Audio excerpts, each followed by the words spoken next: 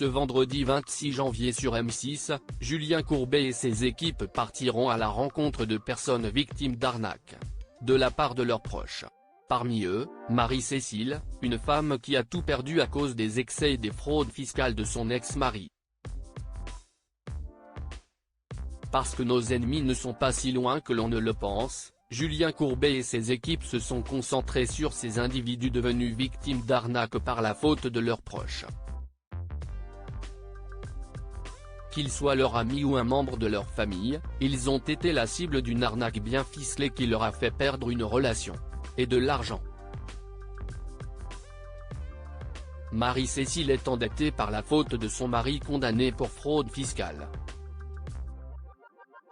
Télé Loisirs vous propose de découvrir en exclusivité un extrait de cette histoire qui sera diffusée ce vendredi 26 janvier sur M6 dans l'émission Arnaque.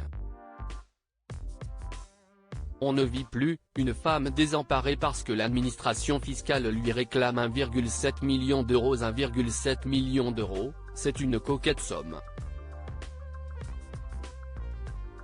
C'est Marie-Cécile qui doit la verser à l'administration fiscale.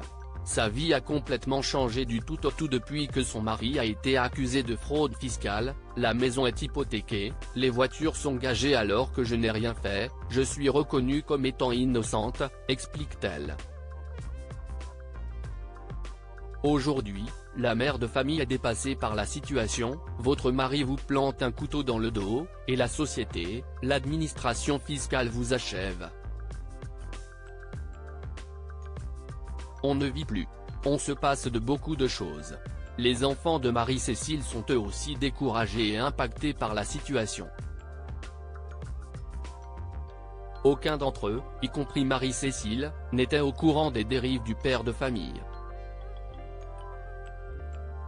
Elle n'a rien à voir là-dedans, l'ex-mari de la victime présumée donne sa version des faits dans Arnaque. Après avoir fait 2 ans de prison, l'homme a repris un emploi comme salarié dans une entreprise.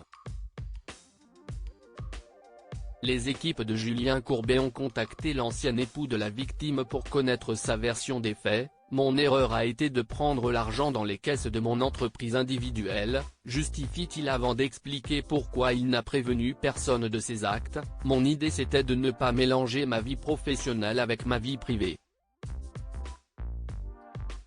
Même s'il assure que Marie-Cécile n'a rien à voir là-dedans, c'est elle qui paye les pots cassés.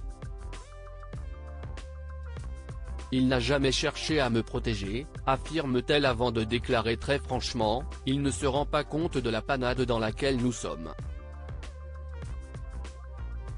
Marie-Cécile se bat quotidiennement pour se désolidariser des dettes de son ex-mari.